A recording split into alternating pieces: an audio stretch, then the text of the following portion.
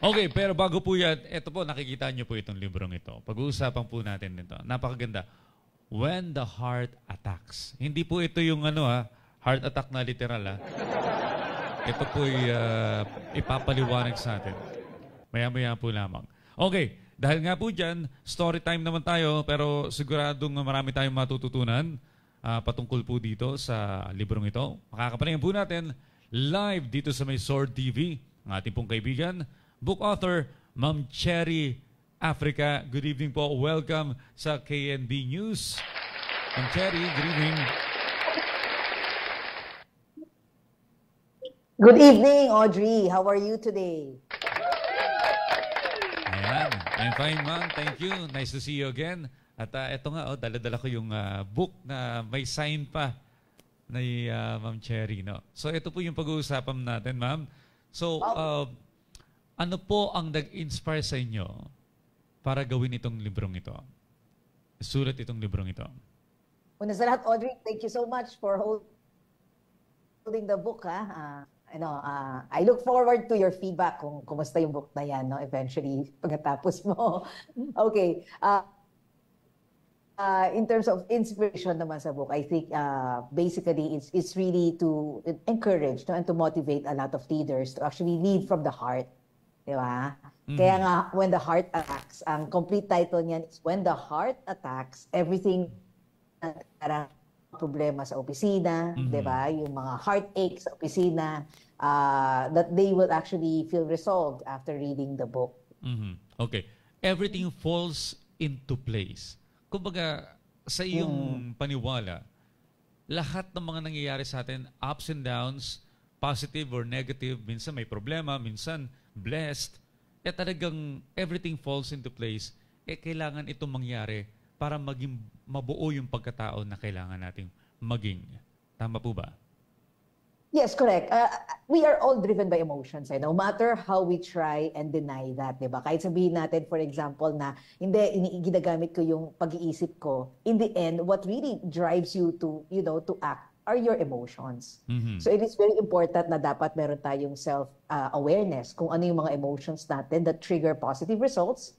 Diba? Ano rin yung mga emotions natin na nag-trigger naman ng negative results. Dapat may awareness tayo dyan para we could lead ourselves. No? Before we lead other people, it's important we're able to lead ourselves. Well, nakalagay po dito, daily inspirations to fire up your best emotions. So, best emotions, ano po ba yung ibig sabihin nitong best emotions? Yan, kasi di ba, I believe that there are no bad or there are no good emotions. There are only useless emotions and there are actually useful emotions. So it's important na depende sa circumstances, no, na na-experience natin for a particular day, alam natin kung ano yung emotions na pwede natin i-awaken, no, or i-summon, tawagin, para makuha natin yung desired results natin. So that particular book has a lot of emotions na parang suggestions ba na hindi lang yung basic sadness or happiness, di ba? Mas marami pang emotions that our heart can actually feel. So it's important that may awareness tayo so that we could actually, para pwede nating tawagin itong mga emotions na to, no? To help us, no? Kasi ang emotions natin, resources eh. They provide us with tools in order for us to achieve kung ano man yung gusto nating ma-achieve. Okay. Well, as early as now, hindi pa natin napag-uusapan ng malalim itong libro. Pinuputaktaw na po ako ng private messages kung paano makakakuha ng kopyang ito. Mamaya na po sasagutin ni Ma'am Cherry yan. Okay, mamaya na po. Pag-usapan po muna natin yung content ng libro. No? So, well, according to studies, tayong mga Pilipino are very few na mga bansa o nalahi sa buong mundo na napaka-emotional. And sometimes, kapag ang decision natin, Ma'am Cherry, ay pinagbabasihan natin yung emosyon, dito tayo nagkakamali. Paano maituturo sa librong ito sa isang tao? Kasi hindi naman laging positive talaga yung ating emotions. Paano natin i-convert sa positive yung negative feelings natin na minsan talagang wala tayo sa mood? Halimbawa. Yes. First and foremost, hindi totally true na pagka we actually allow our decisions to be driven by our emotions na nagkakamali tayo, no? Yan yung tinatry natin na i-bring to awareness, especially to leaders, to parents, no, to entrepreneurs, to yung mga kung sino man ang mga nag-lead ng mga tao na hindi bad to actually make decisions from our emotions. Now, maybe if I could just go back to neuroscience. Now, there are 3 brains. We have 3 brains. Hindi lang isa ang brain natin. We have the head brain, no? Ito yan, no? Cerebral brain natin yan. We have the heart brain. Ito naman yung compassionate brain natin. Meron din tayong enteric brain or yung gut brain natin, which is responsible for courage. So, iba-iba yan, no? Iba-iba yan. Yung heart brain natin na cardiac brain pala natin, meron yung neurons yan, 40,000 neurons yan. In short, nag-iisip yan. Isang linya yan, head, heart, and gut, isang linya yan. In making decisions, kailangan alam natin, ano ba unahin natin? Head ba? Heart ba? O kaya gut brain ba natin? So in certain decisions, minsan heart ang unahin natin. For example, when it comes to values, when it comes to relationships with people, di ba? Yung mga yan, sinasama natin. Heart, hindi natin yan naiisip na-feel natin yan. So, it's important na alam natin kailan uunahin natin yung ating heart, kailan natin unahin yung ating pag-iisip. Alright. Ma'am Cherry, dito po ba sa libro ba yung mga tinuturong exercises kung paano natin mapapractice itong pagiging positive, paano natin gagamitin yung motivation natin sa isang trabaho o sa isang project? Meron bang mga exercises na nilalaman? Yes, actually yung nandiyan, meron yan, the first and foremost, meron yan 10 big emotions. No? We call it the 10 positive emotions that if we are able to access these 10 emotions, no, there is a big chance that we will actually make it right in this world. No? Yan yung 10. Pero yung 10, kunwari, joy, awe, interest, love, hope, diba? Serenity, pride, inspiration, gratitude. Yan yung mga 10 big emotions yan. Minsan mahirap yan i-access kasi big words yan eh. If you are coming from hatred, tapos sabihin sa'yo kailangan sa state of love, mahirap naman talaga yan. A bridge too far yan. So what the book is all about is nagbigay kami ng mga granular emotions o maliliit na emotions. No? Under love, for example, there are 5 small emotions. Under joy, there are 5 small emotions na if you are able to learn what the word means, no, there is a big chance that you could also live the words, no, and you could utilize the words, to harness better relationships in your everyday life. Okay, Ma'am Cherry, nabanggit. Yung question mo pala, sorry Audrey, yung question mo kung may mga exercises, no? The answer there is yes. Every word sa libro, meron mga exercises para pwede kayo mag-do some reflections, no? And then magbibigay siya ng mga tips on how you could better access these emotions. Okay. Well, sinabi mo better emotions. May nabasa ako dito sa librong to. Find your tribe. Love them best. Anong ibig sabihin nito? Okay, ibig sabihin yan, find your, whatever that tribe is, no? We all belong to community, we belong to a culture. So if we're able to find that like-minded community who would love us, no, then we're able to actually become our best versions. Kasi may support group tayo, may mga nag-sponsor sa atin kung ano identity natin, kung ano yung mission natin, then we're able to actually get more motivation and inspiration to go for. So hanapin natin yung tribo natin, hanapin natin yung kung saan ka accepted. Family and love them. Kung saan ka mag-thrive, no? Kung saan ka mag-thrive, di ba?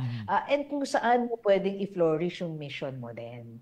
Di ba? It's important that you know where it is. Kasi di ba, kunwari, if you are in a company of toxic energy, di ba, ang hirap maging best version mo eh. Kasi di ba, parang very infectious ang negative energy eh. But if you're able to find a like-minded tribe, no, that will actually inspire more positive emotions, mas masarap to actually move on with your goal and with your mission.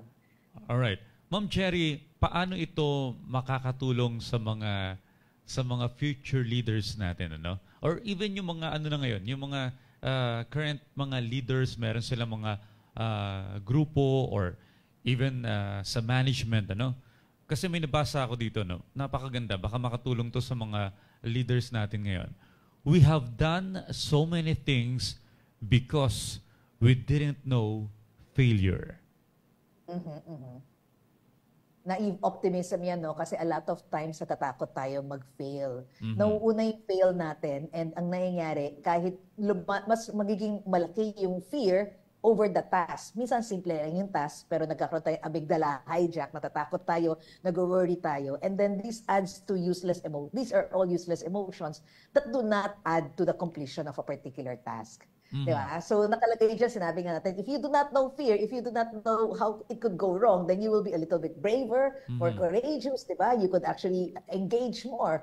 And you will just be surprised at the amount of hidden resources you have that you never thought existed dahil hindi ka natatakot. Mhm. No? So minsan may mga negative emotions tayo that are debilitating. May mga negative emotions that sabotage the results that we have. Hindi pa nga nangyayari, natatakot na tayo. Marami na tayo na-invent na stories in our head. Mhm. No? As leaders, it is important. No? May mga nagsasabi kasi yung mga emotional leaders are not good leaders. No? That we should be devoid of emotions. On the contrary, we should have a lot of emotions. Pero it is the positive emotions that's going to trigger better results. So Mhm. it's important, hanapin natin yan, halukatin natin sa puso natin kung ano pang emotions ang pwede nating maramdaman, no? At ma-inspire sa mga tao so that there could be more energy, no? In any activity that they're doing. Well, hindi naman sa pagiging duwag, ano, pero some of us, minsan gusto doon sa may safe zone, doon sa may comfort Yes. zone, na minsan wala nang progress ang buhay dahil nandun ka sa safe. No? Pero mayroon kang sinulat dito sa librong ito. Put yourself in situations that will test your bravery. Susubukin mo yung katapangan mo. Maaari mo bang Yes. paki-explain ito, Ma'am Cherry? Kasi we like to be in safe zones. We like to be in our comfort zones, di ba? Kasi walang risk, no? At pag walang risk, komportable tayo. Let's say, for example, nanonood tayo ng Netflix, sa bahay tayo. We are in the company of friends who will not judge us. So parang, no, we want to be in that space. Kaya lang, nobody grows in your comfort zone. You're just comfortable, but you're not growing. And at some point in time, pagka may inertia na siya, di ba, ayaw mo nang lumabas, ayaw mo nang, to actually be a better person, then you will realize, as you look back in your life, teka, parang hindi ako nag-grow. And then you will feel those negative emotions. Diba? Nagiging sad ka, nagiging depressed ka, di ba? So what do we need to do? We need to actually push ourselves a little bit beyond the comfort zone, no, into our learning zone. So nakakatakot siya. May risk siya. May reputational risk, may interpersonal risk, pwede kang ma-judge. Pero it is only when you put yourself out there, no? Whether people will love you or people will hate you, that you're able to see, ito pa lang, kaya ko pang gawin. Then we grow in small portions. We grow from our mistakes. We grow from the lessons we live from our mistakes, and then we become better. If we do that, no, in small inches every day, na tumatawid tayo out of our comfort zones every day, no, masyashock na lang tayo, surprise na lang tayo after a period of time. Uy, ang laki na pala ng growth ko. Yan. So, tawag natin dyan learning zone. Ang importante lang, wag natin i-push ourselves too much na nasa trauma zone na tayo. Kasi pag nasa trauma zone tayo, babalik tayo, yung amygdala hijack, hindi naman tayo kikilos. No? Well, meron din akong pina-follow na author, no, sa abroad. And parang na yung nabasa ko dito, parang the same dun sa may tinuturo, no. Hindi ka pwedeng relax lang, lalo na meron kang pin-pursue na goal. Dito sa librong ito, may nabasa ako, napakaganda. The human spirit on fire is relentless and indefatigable. So, relentless, ginamit mo yung word na relentless. So, you mean, as an author, na tayo, pag meron tayong goal, kailangan para tayong on fire lagi. Highly motivated, relentless, talagang be a monster. Is that what you mean? Ma'am Cherry. Yeah, di ba marami nagsasabi, kunwari, let's say for example, di ba minsan Audrey, may mga nagsasabi pagka masyado kang restless, di ba? Parang masyado kang atat, na uy, kalma lang, di ba? Nasasabihan tayo niyan. And then yung question mga is, tama ba na kakalma tayo o dapat talaga resilient tayo, relentless tayo, no? It's very important na alam natin that there are certain, we cannot be all 24/7 all on fire naman kasi mapapagod tayo, di ba? We also need to relax, we also need to actually, enjoy and just be in our comfort zone. So we're saying is when you talk about the biggest goals in your life, di ba? When you talk about the most important chase in your life, it is very important that the energy that drives you is a little bit wild, no? When we say wild, may level of excitement, may level of enthusiasm, no? Para talagang ma-push yung goal mo. Kasi kung hindi, babalik at babalik ka sa comfort zone mo eh. 'Di ba? Kakalma ka. And so little innovation will emerge from a state of serenity. Kailangan may konting chaos. And you know how to discipline and tame that chaos so that you're able to form something, new and something novel. Pero kung from a state of total serenity or kalma lang, iba yung nai-inspire niya na positive state eh. Pero hindi yung state ng change, hindi yung state ng, emergence or creation. So it really depends on what you want to achieve. And when you need to access the state of serenity or kalma, or the state of a little bit, may konting tension, no? May konting relentlessness. Diba? Relentless. Kahit madapa ka pa, tatayo ka, resilience yun, at susugod ka ulit. Yeah. So you will not stop until you're able to achieve your goal. Well, Nakakapagod yun, oppressive sometimes. Medyo tama kayo, no, Ma'am Cherry. Medyo nakaka-relate ako kasi when I was starting sa media, ang una ko po kasing tinapos talagang malayong kurso, HRM. Ang layo, no? So napadpad lang ako sa PTV4 and pumasok ako sa isang cadetship program, para bang crash course program na sinamantala ko na. Talagang nag-aral ako for 3 months, relentless, kasi ayokong makawala yung opportunity. And yung reward, eto na ngayon. Nagkaroon ako ng 15 years career sa broadcast industry. Although inaral ko na rin formally yung degree na broadcasting. Tama ka nga, no, sa iyong paliwanag, Ma'am Cherry. Sometimes, yung pagiging relax, ito yung nagiging pumipigil sa mararating natin eh. And kapag ikaw naman ay relentless, yung talagang meron kang ambisyon, meron kang gustong puntahan, at hindi ka titigil. Alam mo yung burning fire, yung meron kang belief na kaya mong marating ang isang bagay, natutupad eh. Surprisingly, natutupad yung mga goals na yon. Congratulations first, Audrey, no? Na-chase mo yung goal mo, di ba? But that is very true. Yung relentlessness na yan, yung hindi titigil, di ba? Yun ang ibig sabihin yan eh. Hindi ka natitinag eh. Yung relentless. Ano yan eh, minsan oppressive yung feeling na yan eh. Nakakapagod yan. When you work with somebody who is relentless at hindi tumitigil, gusto mo nang tumigil, tuloy-tuloy pa rin siya. Nakapagod ka, di ba? It's very difficult to catch up when you have different speed and different cadence. But a lot of times, no, those people are able to actually do big things in life. Talagang nag-go beyond their comfort zones yan. No? Nag-go beyond yan and talagang pinush nila yung kanilang body, yung kanilang physical energy, yung kanilang emotional energy, no? Lahat yan. It's very expensive. Chasing a goal is very expensive in terms of energy kasi nakakapagod yan. No? But then, di ba, you could only see how things connect from the future eh. Na pag tinitingnan mo yung past mo, nagko-connect siya, di ba? Una, HRM ka, tapos you did all of this, and then pagkatapos yan, broadcasting, and then you're now very, very successful. Then you get to appreciate it. But at the time that it is happening to you at napapagod ka, so many people will give up. Yes, exactly. Yeah, kasi you're associated with the negative emotion. It could be exhaustion, di ba? Or frustration pag parati ka nagkakamali, di ba? Or pag hindi mo alam where you wanna go, di ba? Parang naiinis ka, na-annoy ka eh. Kasi there is anxiety, there is, hostility sometimes, no? So parang hindi ka your negative emotions are preventing you from moving forward, no? Exactly. Yeah. Para bang nagdududa ka, kaya ko ba talaga itong pinapasok ko? Oo. Correct, di ba? So, ang importante niyan, kaya nga I will go back to the book. No? The book provides you with so many small emotions na kapag pala hindi ko na kaya at nag-give up na ako, ano ba yung mga emotion na pwede kong gawin? No? And there are many stories there that tell us, accessible yung emotion na yan. Kasi in everyday situations of people, and these are all stories of everyday situations of people, they're able to access all of these emotions, no? That can help them. So, hindi naman pala mahirap, no? You do not need to actually experience big hope. No? You can just experience a little bit of excitement, no? With a little bit of tension. That's good for the day, and then that can inspire new emotions until, alam mo, parang hindi na ako naiinis, hindi na ako napapagod, meron na ako new energy kasi you're totally reframed the emotion and you've actually accessed new emotions, no?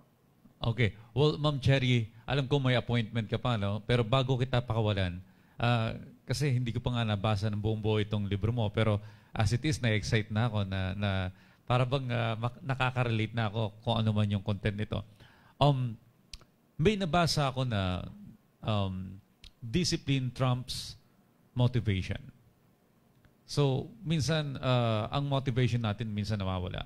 Pero yung discipline, laging nandyan dahil yun na yung kinagisnan mo. Meron po ba sa content ng libro na ito na nagtuturo sa tao na maging disiplinado sa kanyang ginagawa at pinapractice niya ito everyday para maging continuous yung kanyang growth? I think the biggest discipline there, if you try and read the books, kasi talagang if you read the books, there is a word there that I wrote in the book. It's called verklempt. It's like I'm choking, right? I'm choking with so many positive emotions na wala nang space in my life to feel all of this negativity. And if you talk about discipline, I think we owe it to ourselves, no? Because our original version is we are good people. Mm-hmm. Diba? We are, and the discipline is to always try and access that part of our humanity. Diba? That original version, no? Kung nagagalit tayo, napagod tayo, nainis tayo, there's anger, how can we replace this with better emotions? To me, that's, regulating our emotions. And that is the discipline, no? Yan yung magandang disiplina natin. Parang, if we are quick to react, how can we pause for a while, be silent, no? And in those silence, try and access better emotions so that our effect to the world and our effect to other people is positive. We do not live alone, di ba? Kung we live alone, kahit ano pang emotions na may natin, okay, pero na-affect natin other people. And it's very important that we infect other people, no? That we are disciplined enough to infect other people with good emotions so that our effect to the world is positive. Ayan. Ang galing, ano? Sana sana hindi lang itong topic na to, no, makausap ka pa namin, nasarap kausap ni Mama Cherry. Pero hindi, last na lang, bago natin i-promote itong book mo. Okay lang, Audrey. Last one, may nabasa pa ako, grace. Bakit part ng book ng content ng librong ito, yung grace? Kindly explain. Favorite ko yung grace na yan, no? When we are scared, no, we remove the fear because of grace, but sometimes we need fear, no, and despite this fear we are still graceful. It is so important kasi di ba minsan na-achieve mo nga yung gusto mo, pero pagtingin sa ng tao, pagod na pagod ang grace, di ba? Pero yung grace yung mga parang swabe. How could you make it look so easy? How could you make it so elegant? How could you convert something complicated to something so easy so that when people look at how it's done, parang madali lang ba yan? That's grace, eh. Diba? Grace and under grace pressure. Comes from grace under pressure. Or how could you be a saving grace to other people? No, other people who are actually choking or who are actually, stuck in a certain thing, pero you're able to be the saving grace. Mm-hmm. Yeah, how could you be that helping hand, that person of generosity? Grace is to me such a beautiful word, no? And it ang nakalagay diyan, grace is under gratitude. It's so difficult to be graceful if you are not grateful, no, to your existence, no? So maganda siguro in order for you to access more gratitude, kailangan may grace ka. So ano lang, para talagang galing mo, you make it look so easy. How to be you, yan. Galing yan sa grace. Ang dami natin natutunan ngayong gabi, and I'm sure ang dami pa nating masarap pag-usapan na Ma'am Cherry, dahil nauunawaan ko lahat ng sinasabi mo, and I'm excited to read this book completely, no? Pero batiin ko lamang yun. Marami na mga nagtatanong. DJ AC from Hong Kong, Ian Quijano, good evening po sa inyo. Nenelin, good evening po sa inyo. Okay, lastly, para sa mga nag-PPM sa akin ngayon, paano po nila makukuha o mabibili itong libro authored by Cherry Puwa Africa, When the Heart Attacks, Everything Falls into Place? Yes, thank you. You could get the book from my publisher, World Stage International. So punta lang kayo sa either Facebook, LinkedIn, Instagram, World Stage International, or you could actually contact Kat, no? Kat at worldstageinternational.com. .com.ph. Or you could also contact me, no? I could also refer you to Kat. You could go to my Facebook. It's Coach Cherry Africa. Or LinkedIn. So there are so many ways. We are all over the social media, so you could easily reach us. Again, one more time, Ma'am Cherry, yung Facebook page. World Stage International, or easier, Coach Cherry Africa. Okay, Coach Cherry Africa or World Stage International. Yan. Hanapin lamang po ninyo sa Facebook yan or even sa TikTok. Meron po ba? Yes. Actually, doon sa background ko may QR. Ayan, Audrey, nawala tayo. Ayan. Again, thank you so much, Ma'am Cherry, sa inyong oras po at maraming salamat sa librong ito. Thank you very much. Thank you. I wish you all power and good luck. Okay, I'll see you soon. Ingat po kayo lagi. God bless, Thank you, Ma'am Audrey. Cherry. Happy Friday. God Happy bless weekend. God bless. Maraming salamat po. Bye. Alright, okay pa tayo mga kababayan. When the heart attacks, everything falls into place. Kaya relax lang kayo. Minsan may mga unfortunate na mga nangyayari sa buhay natin. Pero minsan, kasama yan sa plano eh. Or yan yung magpapatibay sa atin.